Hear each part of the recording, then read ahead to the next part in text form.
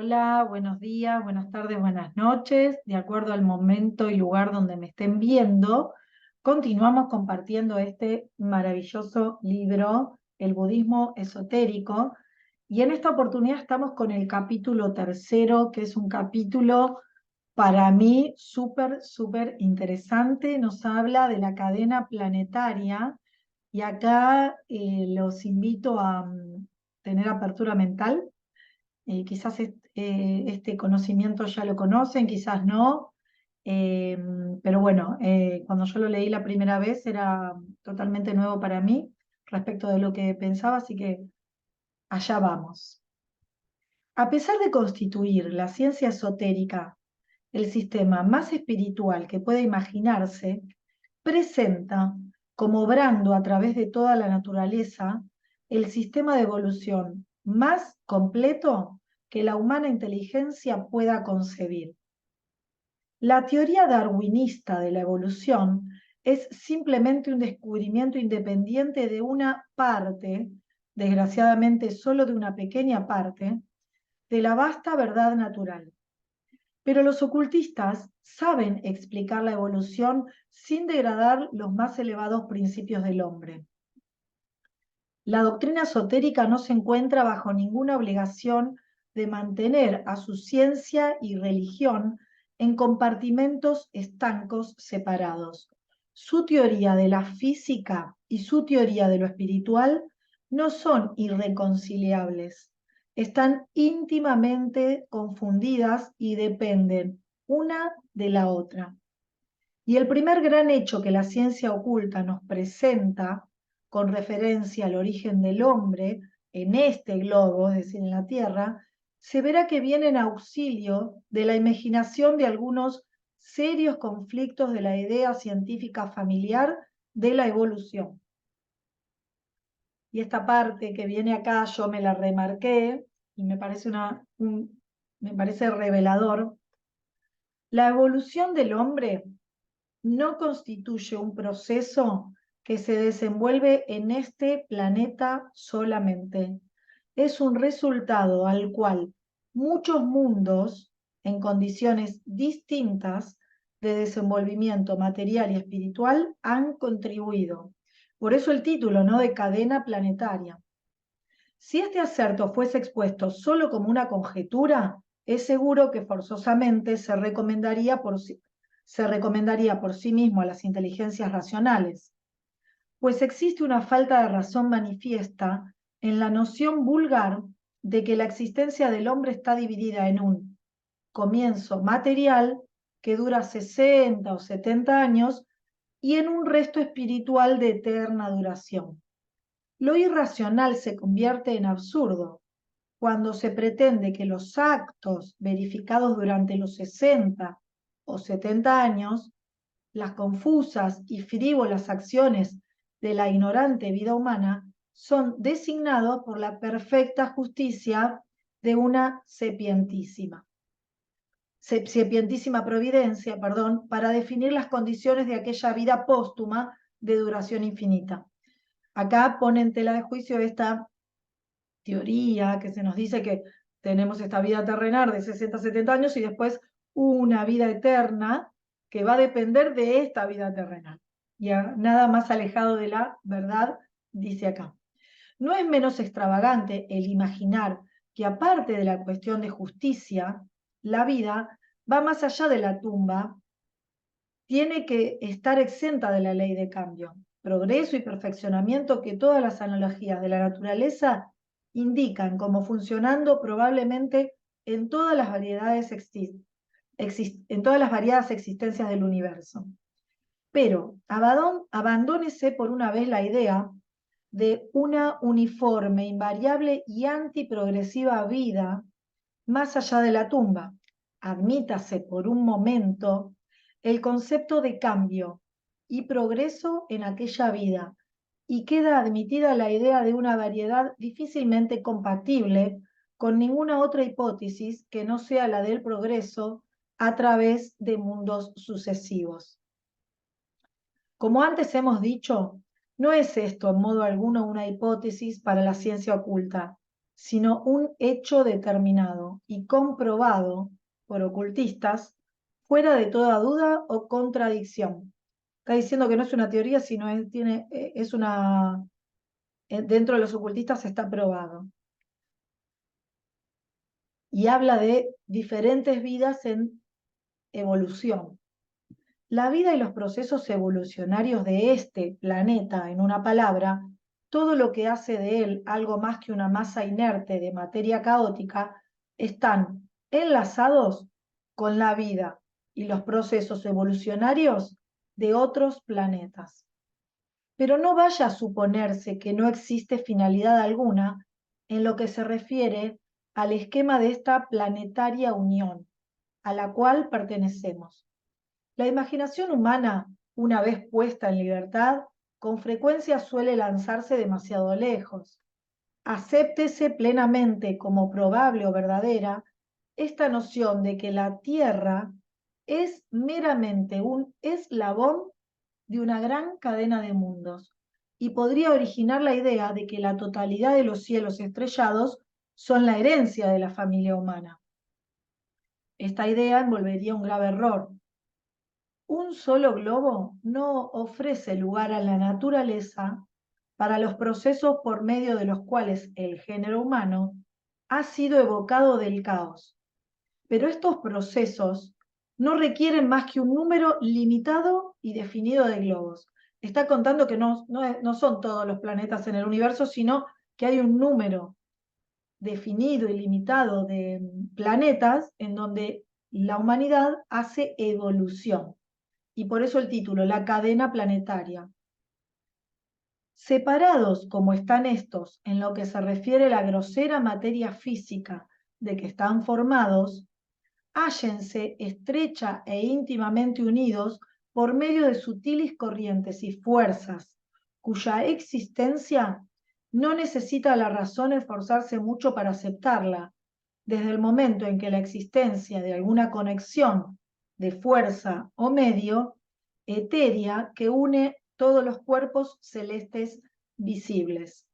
Está contando que los planetas también están unidos por corrientes y fuerzas. Así como nosotros decimos que la humanidad está unida, está entrelazada y somos todos uno, lo mismo esta cadena planetaria. Por medio de estas corrientes sutiles es como los elementos de vida pasan de un mundo a otro. El hecho, sin embargo, puede ser por de pronto susceptible de una mala comprensión a consecuencia de prejuicios adquiridos. Algunos lectores imaginarán que queremos significar que después de la muerte el alma será arrastrada por las corrientes de aquel mundo con el cual sus afinidades la relacionen. El proceso real es más metódico. El sistema de mundos constituye un circuito en torno del cual todas las entidades espirituales individuales tienen que pasar igualmente. Y este paso constituye la evolución del hombre, pues debe comprenderse que tal evolución es un proceso todavía en actividad y que en manera alguna se ha completado.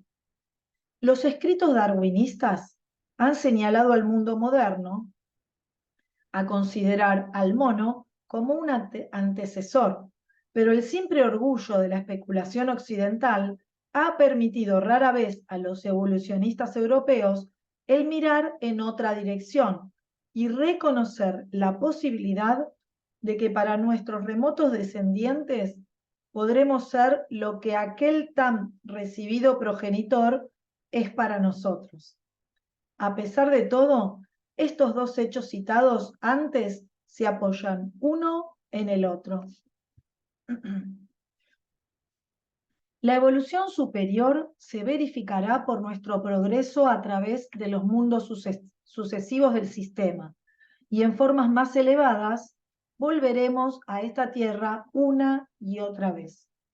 Pero las visuales del pensamiento por cuyo medio contemplamos esta perspectiva futura son de una extensión casi inconcebibles. Fácilmente se supondrá que en la cabeza de mundos a la cual esta Tierra pertenece, no están todos preparados del mismo modo para la existencia material, y que ni siquiera se parecen aproximadamente al nuestro. Una cadena organizada de mundos, en la cual todos fuesen iguales, no tendría razón de ser, y lo mismo equivaldría a que todos estuviesen amalgamados en uno. En realidad, y acá también lo vuelvo a marcar, así que prestemos atención, en realidad, los mundos con los cuales estamos relacionados son muy distintos unos de otros, no únicamente en sus condiciones externas, sino también en aquella característica suprema de la proporción en que el espíritu y la materia están combinados en su constitución. Nuestro propio mundo se nos presenta, por lo general, en condiciones de equilibrio entre el espíritu y la materia. No hay que suponer por esto que ocupe un lugar muy elevado en la escala de perfección. Al contrario, permanece en un nivel inferior de la misma. Los mundos más elevados en la escala son aquellos en que el espíritu grandemente predomina. Existe otro mundo relacionado con la cadena, más bien que formando parte de la misma, o sea, algo relacionado pero no formando parte, en la cual la materia se manifiesta como tal de un modo aún más decisivo que en la Tierra, pero de esto nos ocuparemos después.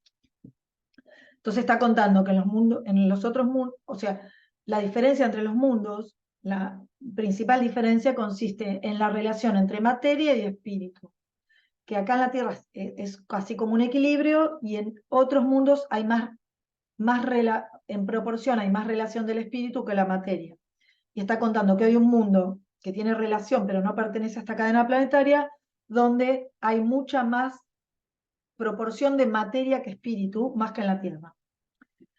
El que los mundos superiores que el hombre puede habitar en su evolución progresiva vayan siendo gradualmente más y más espirituales en su constitución, por estar en ellos la vida más y más felizmente divorciada de las groseras vanidades materiales, parecerá a primera vista bastante razonable. Pero también a la primera impresión puede imaginarse que todos aquellos que inversamente se les califique de mundos inferiores, pero con más exactitud deben llamarse mundos precedentes, no inferiores sino precedentes, deben ser menos espirituales, más materiales que esta tierra. El hecho es completamente contrario, y debe ser así, teniendo presente que una cadena de mundos es una cadena sin fin, o lo que es lo mismo, una cadena en torno de la cual el proceso evolucionario discurre. Si este proceso solo tuviese una jornada a lo largo de un sendero que jamás volviese sobre sí mismo, podríamos considerarlo desde este punto de vista como obrando desde la materia casi absoluta hacia el casi absoluto espíritu, o sea, que vaya en línea recta, desde mucha materia, poco espíritu, hasta poca materia, mucho espíritu. Pero la naturaleza obra siempre en curvas completas. Acá estaba hablando de la evolución en espiral. La evolución no es lineal, es en espiral. Significa que pasamos por los mismos procesos, pero con diferentes herramientas y más evolucionados, entonces el proceso lo vamos viviendo diferente. La naturaleza obra siempre en curvas completas y viaja siempre por senderos que vuelven sobre sí mismos. Los mundos desenvueltos, así los más primitivos como los últimos, pues la cadena misma ha ido desarrollándose por grados. Tanto los de más atrás como los de más adelante son los más inmateriales, los más etéreos de toda la serie. Y que esto está en absoluto de acuerdo con el modo propio de ser de las cosas, se verá reflexionando que aquel mundo que está en una situación más avanzada de todos no es ninguna región de finalidad, sino el primer escalón para llegar al que está más atrás de todos, del mismo modo como el mes de diciembre nos conduce de nuevo a enero. Y no es que la mónada individual caiga como por una catástrofe desde la meta del desenvolvimiento al estado del cual lentamente empezó a ascender millones de años atrás. Desde ese mundo, que por razones que pronto expondremos, debe considerarse como el más elevado en el arco ascendente del círculo, hasta aquel que debe considerarse como el primero en el arco descendente. Esto es, el más bajo en el orden de desarrollo, no existe descenso alguno, sino siempre ascenso y progreso, pues la mónada o entidad espiritual que ha recorrido su camino en torno de todo el ciclo de evolución, considerándola en cualquiera de los muchos grados de desenvolvimiento en que las distintas existencias puedan ser agrupadas, empieza su siguiente ciclo en el grado superior que sigue y de este modo está todavía verificando progreso a medida que pasa del mundo Z otra vez al mundo A. Muchas son las veces que recorre el círculo de este modo en torno del sistema, pero su paso alrededor del mismo no debe creerse que sea únicamente a maneras de una revolución circular en una órbita. En la escala de la perfección espiritual está constantemente ascendiendo, o sea, que no es que la espiral está siempre en el mismo, digamos, nivel, sino que la espiral va en ascenso, ¿no? Así. Así, si comparamos el sistema de mundos a un sistema de torres situadas en una llanura, cada una de ellas de muchos pisos y simbolizando la escala de la perfección, se ve que la mónada espiritual verifica un progreso en espiral en torno de la serie, pasando por cada una de las torres cada vez que en su vuelta llega a una de ellas y a un nivel más elevado que antes. Por falta de comprensión de esta idea, es por lo que la especulación relacionada con la evolución física se encuentra constantemente detenida por obstáculos infranqueables. Está buscando los eslabones perdidos en un mundo en donde jamás los encontrará en la actualidad, porque no tenían más que un objeto temporal, porque como no tenían más que un objeto temporal, han desaparecido. El hombre, dice el darwinista, fue una vez mono. Es cierto, pero el mono, conocido como el darwinista, jamás se convertirá en un hombre. Esto es, la forma no cambiará de generación en generación hasta que la cola desaparezca y los pies se conviertan en manos y así sucesivamente. La ciencia ordinaria confiesa que, aunque los cambios de forma pueden ser percibidos en el progreso dentro de los límites de las especies, los cambios de especies a especies pueden únicamente ser inferidos. Y para explicar estos, se contenta con presuponer grandes intervalos de tiempo y la extinción de las formas intermediarias. Ha tenido lugar sin duda una extinción de las formas intermediarias o primitivas de todas las especies, en la aceptación más lata de la palabra, esto es, de las correspondientes a los reinos mineral, vegetal, animal, hombre, etc.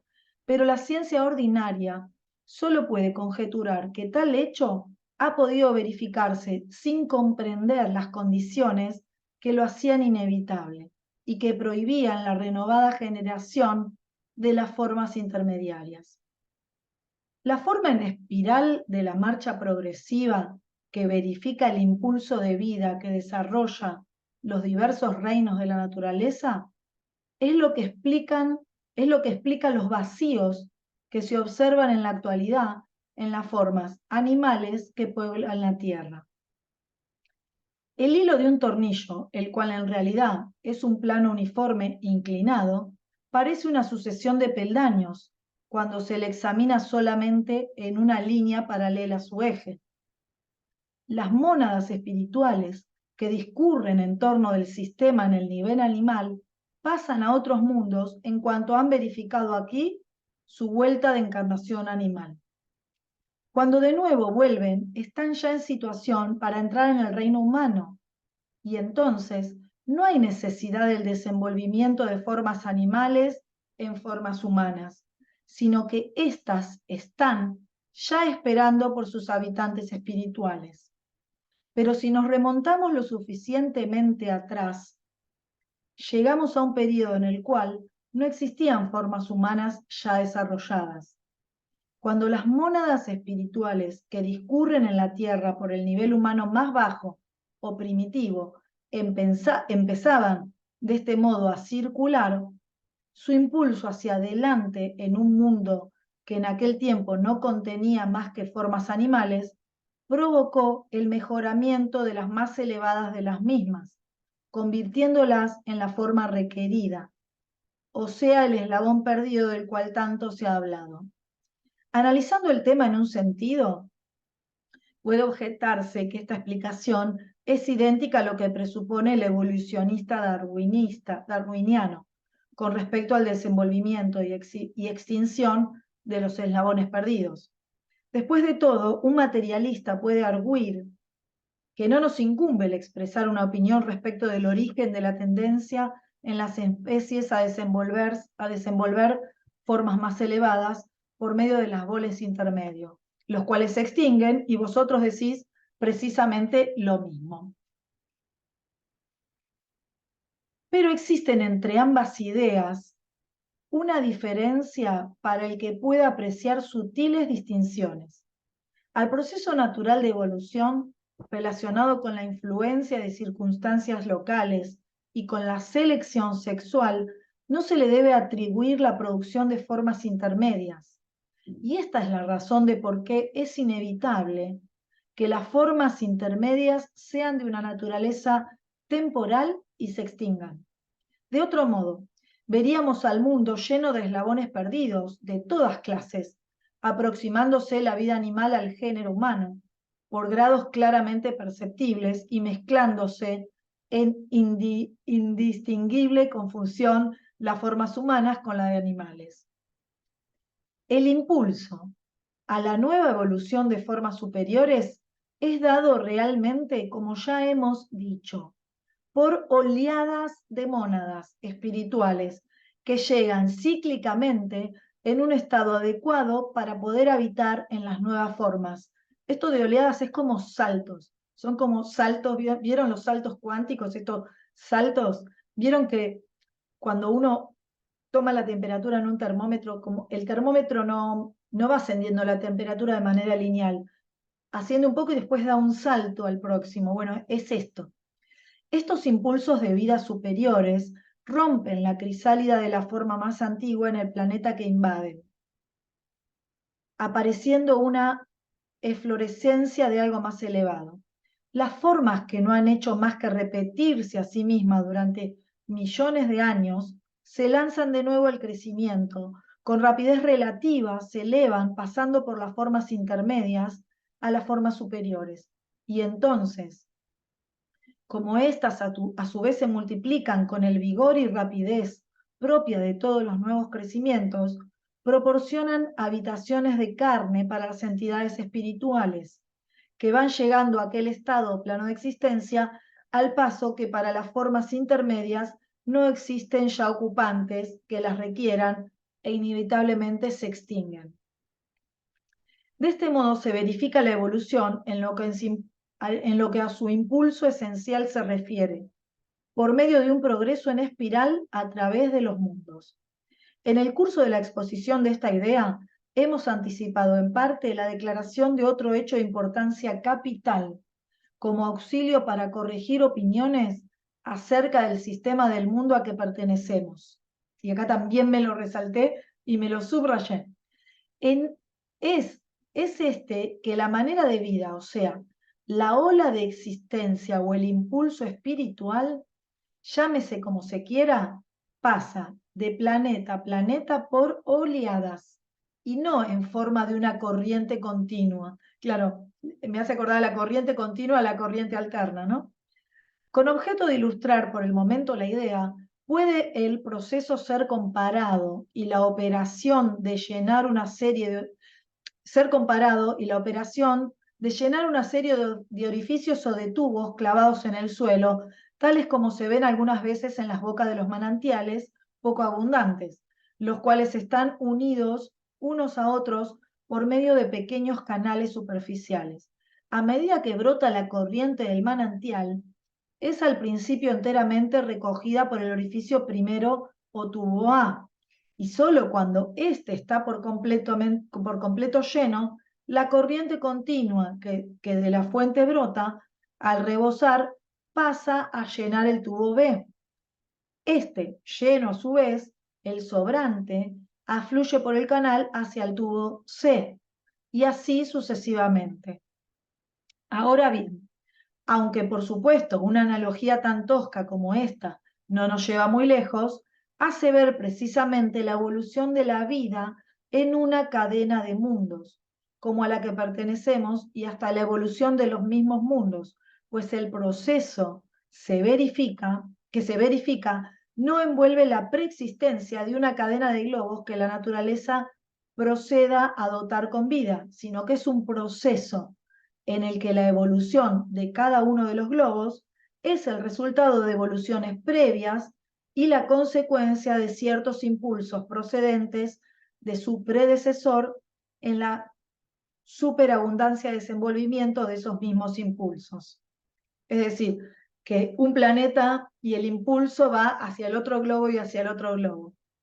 Ahora, es necesario que pasemos a ocuparnos de la característica del proceso que ha de describirse, pero al empezar a tratar del mismo, tenemos que imaginar que nos dirigimos hacia atrás, a un periodo en el desenvolvimiento de nuestro sistema muy anterior al que especialmente nos ocupa en la actualidad, o sea, la evolución del hombre. Y es claro que tan pronto como empezamos a hablar de principios de mundos, nos ocupamos de fenómenos que tienen muy poco que ver con la vida, tal como nosotros la entendemos, y por lo tanto puede suponerse que nada tiene que ver con los impulsos de vida. Pero dirijámonos hacia atrás por grados. Tras de la cosecha humana del impulso de vida, existe la cosecha de las meras formas animales, como cualquiera comprende. Tras de estas permanecen las formas meramente vegetales, pues algunas de estas han precedido indudablemente a la aparición de la primitiva vida animal en el planeta.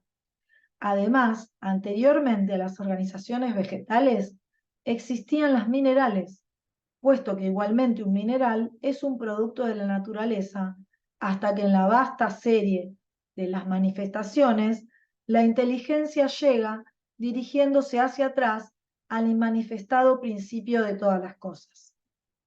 Pero no nos ocupamos ahora de metafísica pura de esta especie. Nos basta demostrar que es tan razonable para nosotros, si de algún modo queremos hablar de estos asuntos, concebir un impulso de vida dando nacimiento a formas minerales, como considerar que gracias a un impulso de la misma clase, una raza de monos se eleva a una raza de hombres rudimentarios.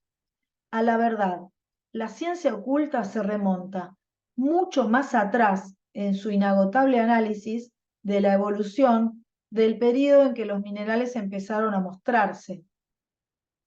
En el proceso de desenvolver mundos del seno ígneo de las nebulosas, la naturaleza principia con algo más primitivo que los minerales. Empieza con las fuerzas elementales que se ocultan bajo los fenómenos de la naturaleza, tales como los sentidos del hombre los perciben. Pero esta parte del asunto debe ser abandonada por ahora. Tomemos el proceso en el periodo en que el primer mundo de la serie, llamémosle el globo A, es solo una masa confusa de formas minerales.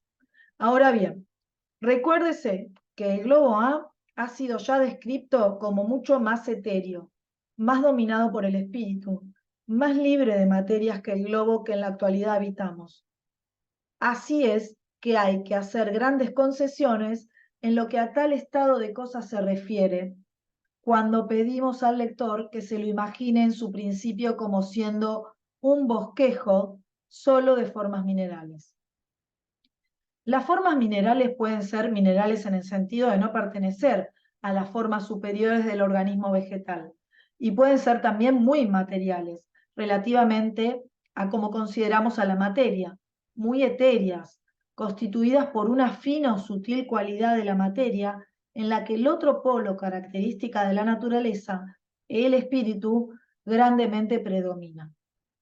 Los minerales que estamos procurando describir son, por decirlo así, los fantasmas de los minerales. No son en manera alguna los perfectos, bellos y duros cristales que llenan los gabinetes mineralógicos de este mundo. En estas espirales inferiores de la evolución, de que ahora nos ocupamos, lo mismo que en las superiores, existe el progreso de un mundo a otro, y este es el gran punto que constituye nuestro objetivo. Discurriendo hacia abajo, por decirlo así, existe el progreso en perfección, material y consistencia, y después progreso también hacia arriba en espiritualidad, como combinado con la perfección que la materia o la materialidad alcanzó en el descenso.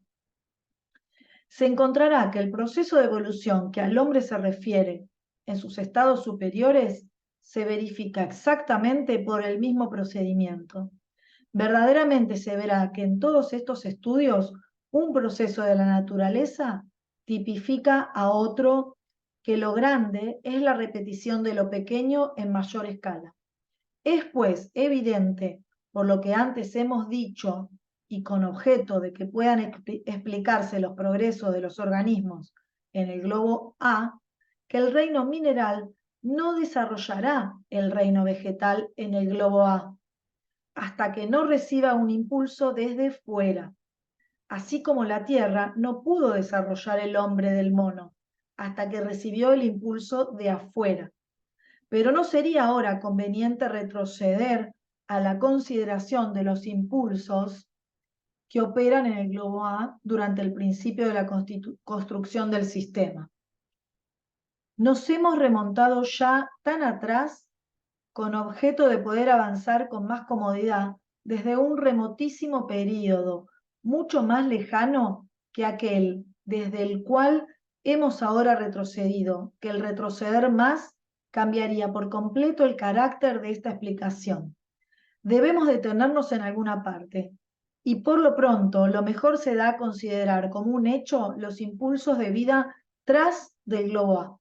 Y habiéndonos detenido allí, podemos ahora ocuparnos de un modo comprendioso del enorme período existente entre la época mineral en el globo A y la época del hombre, volviendo de este modo al problema principal que tenemos ante nosotros. Lo que ya se ha dicho facilita el ocuparse someramente de la evolución que tiene lugar.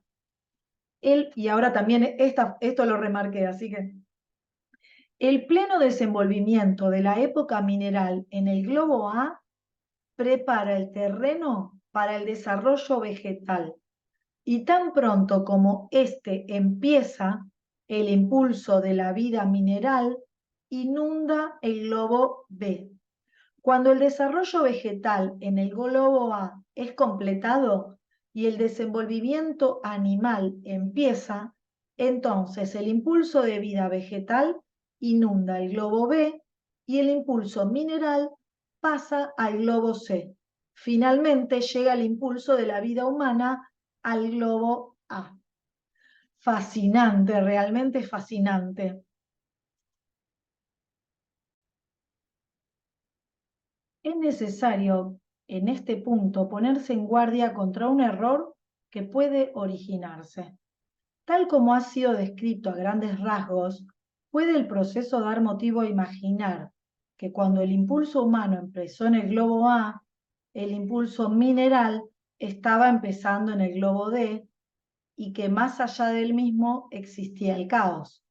Dista esto mucho de ser cierto y por dos razones. En primer lugar, como ya se ha dicho, existen procesos de evolución que preceden a la evolución mineral, y así es que una ola de evolución, y en realidad varias oleadas de evolución, preceden a la ola mineral en sus progresos en torno de las esferas. Pero, por encima de esto, existe un hecho que debemos exponer que tiene una influencia tal en el curso de los sucesos que una vez comprendido, se verá que el impulso de vida ha pasado varias veces completamente alrededor de toda la cadena de mundos antes de principiar el impulso humano en el globo A. Voy a bajar un poco para, a ver, espérenme, un segundito, ahí está, para que no me dé el reflejo ahí. Ahí estamos. Este hecho es el siguiente. Cada uno de los reinos de la evolución, el vegetal, el animal, etc., está dividido en varias capas colocadas en espiral. Las mónadas espirituales, o sea, los átomos individuales de aquel inmenso impulso de vida acerca del cual se ha hablado tanto, no completan plenamente su existencia mineral en el globo A. La completan después en el globo B, y así sucesivamente. Pasan varias veces en torno del círculo entero como minerales, y después los verifican nuevamente varias veces como vegetales y varias veces como animales. De propósito, nos abstenemos por ahora de dar cifras, porque es más conveniente presentar primero el diseño del esquema en términos generales, pero datos numéricos referentes a estos procesos de la naturaleza han sido dados ahora al mundo por los adeptos ocultos. Creemos que por primera vez y pronto serán presentados durante el curso de esta explicación, pero como ya he dicho, el bosquejo es, en un principio, suficiente para el que quiera pensar en ello. Tenemos ahora al hombre rudimentario empezando su existencia en el globo A, en aquel mundo en que todas las cosas son a manera de los fantasmas correspondientes a las de este globo terrestre. Empieza su largo descenso en la materia y el impulso de vida de cada ronda rebosa, estableciéndose las razas de hombres en grados distintos de perfección en todos los planetas, cada uno a su vez. Pero las rondas son más complicadas en su modo de ser de lo que esta explicación puede mostrar si aquí concluyese. El proceso para cada mónada espiritual no es meramente un paso de planeta a planeta. Dentro de los límites de cada planeta, cada vez que llega a él, tiene un complicado proceso de evolución que verificar. Se encarna muchas veces en las rutas sucesivas de hombres, antes de pasar adelante, y además está sujeta a muchas encarnaciones en cada una de las grandes razas. Cuando hayamos avanzado más en nuestro relato, se verá que este hecho arroja una gran luz sobre el estado actual del género humano, tal como lo conocemos, dando una explicación de las inmensas diferencias de inteligencia y de moralidad y hasta de bienestar en su sentido más elevado, todo lo cual aparece en general tan penosamente misterioso. Lo que tiene un principio definido, tiene generalmente también un final. Así como hemos hecho ver que el proceso evolucionario que describimos principia cuando ciertos impulsos empiezan por primera vez sus operaciones, del mismo modo puede inferirse que tienen hacia un fin, hacia un objeto final. Así es, en efecto, aunque este objeto final está todavía muy lejano. El hombre, tal como le conocemos en esta tierra, está solo a medio camino del proceso evolucionario a que debe su desenvolvimiento actual. Será mucho más grande antes de que el destino de nuestro sistema se haya cumplido, de lo que es ahora, así como en la actualidad es mucho más grande que el llamado eslabón perdido. Y este perfeccionamiento tendrá lugar en esta tierra al paso que en los otros mundos de la serie ascendente existen todavía otras cimas de perfección que escalar. Está por completo fuera del alcance de facultades no acostumbradas al discernimiento de los misterios ocultos el imaginar la especie de vida que llevará el hombre, por último, antes de alcanzar el cenit del gran ciclo. Pero hay ya bastante que hacer con completar los detalles del bosquejo que ahora presentamos al lector, sin intentar predecir lo que se relacionan con existencias hacia las cuales se dirige la evolución a través de los inmensos abismos del porvenir. Y ahora vamos con las dos últimas páginas que son las anotaciones. Una expresión existe en el capítulo anterior que no se armoniza del todo con algunas nociones más completas que he podido adquirir acerca del asunto desde que se escribió este libro. Se dice en él que las mónadas espirituales, es decir, los átomos individuales de aquel inmenso impulso de vida acerca del cual tanto se ha hablado, que no completan del todo su existencia mineral en el globo A, la completan después en el globo B y así sucesivamente. Ellas, es decir, estas mónadas, pasan varias veces alrededor de todo el círculo como minerales y después varias otras veces en torno del mismo como vegetales, etc. Ahora comprendo que se me permitió emplear esta forma de expresión en el primer caso porque el principal objeto era dilucidar la manera como la entidad humana se desarrolla gradualmente gracias a los procesos, la naturaleza obrando al principio en los reinos más inferiores.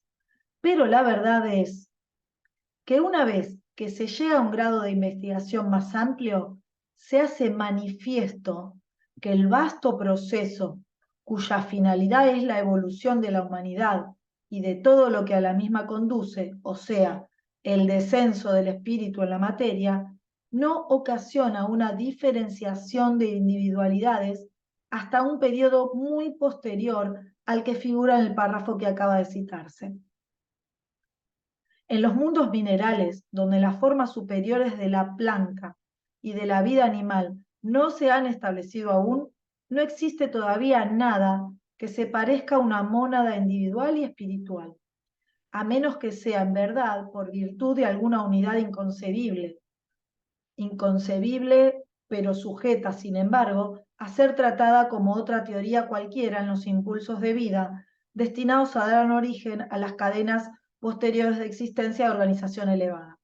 Así como en una nota anterior supusimos la unidad de semejante impulso de vida en el caso de un ego humano pervertido, lanzado como entidad completa fuera de la corriente de evolución en la cual había entrado, podemos igualmente presuponer la misma unidad como existente en los primeros albores de la cadena planetaria. Pero esto no puede ser más que una hipótesis que por el momento nos auxilie, reservándonos el derecho de investigar después algunos misterios de los cuales no necesariamente ahora ocuparnos. Para apreciar de un modo general el asunto, es mejor considerar la primera infusión del espíritu en la materia, como provocando una manifestación homogénea. Las formas específicas del reino mineral, los cristales y las rocas, diferenciados son únicamente burbujas de aquella hirviente masa, asumiendo parcialmente formas individualizadas por un tiempo y confundiéndose otra vez con la sustancia general del creciente cosmos, no constituyen todavía verdades individuales. Ni siquiera en el reino vegetal toma su asiento la individualidad. El vegetal establece la materia orgánica en manifestación física y prepara el camino para la evolución superior del reino animal. En este, por primera vez, pero únicamente en sus regiones superiores, es evocada la verdadera individualidad. Por lo tanto, hasta que empecemos en imaginación a contemplar el paso del gran impulso de vida en torno de la cadena planetaria en el nivel de la encarnación animal, hasta entonces no será estrictamente justificable el hablar de las mónadas espirituales que viajan en torno del círculo como una pluralidad a la que el artículo ellas podrían ser aplicados con propiedad. El artículo ellas, ¿no? Como mónadas. Es evidente que los adeptos autores de la doctrina presentada en este volumen no han revelado la cuestión de la cadena planetaria con la intención de proveer ningún íntimo estudio de la evolución en la misma gran escala en que aquí aparece expuesta. En todo lo que a la humanidad se refiere, el período durante el cual la Tierra estará ocupada por nuestra raza es de una extensión más que suficiente para absorber nuestra energía especulativa. La magnitud del proceso evolucionario que se verifica durante aquel periodo es suficiente para poner a prueba las facultades de una imaginación ordinaria. Y de nuevo tengo otro párrafo resaltado, así que vamos a ver lo que dice. Pero es sumamente ventajoso para los estudiantes de la doctrina oculta el comprender de una vez la pluralidad de mundos en nuestro sistema, sus íntimas relaciones entre sí y su mutua dependencia antes de concentrar la atención en la evolución de este solo planeta. Pues por muchos conceptos, la evolución de un solo planeta sigue una marcha, como se verá pronto, que tiene una semejanza análoga a la marcha que afecta a toda la serie de planetas a que pertenecen. Por eso está todo conectado. Los antiguos escritos acerca de la ciencia oculta, del lenguaje oscuro, se refieren algunas veces a los estados sucesivos de un mundo, como si indicasen mundos sucesivos y viceversa.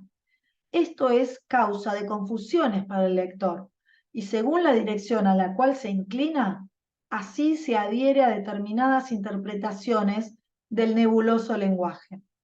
La oscuridad desaparece cuando comprendemos que en los actuales hechos de la naturaleza tenemos que reconocer ambos procedimientos de cambio. Cada planeta, mientras es habitado por la humanidad, pasa por metamorfosis de un carácter en alto grado, importante y trascendente, cuyo efecto en cada uno de los casos puede ser considerado casi como equivalente a la reconstitución del mundo. Pero no es menos cierto que si la serie completa de tales cambios se considera como una unidad, ésta pertenece como tal a una serie de cambios más elevada. Los distintos mundos de la cadena son realidades objetivas y no símbolos de transformación en un mundo solo y variable. Otras observaciones acerca del particular encajarán con más propiedad en el lugar que les corresponde al final de uno de los capítulos próximos. Bien, y hemos finalizado el capítulo 3.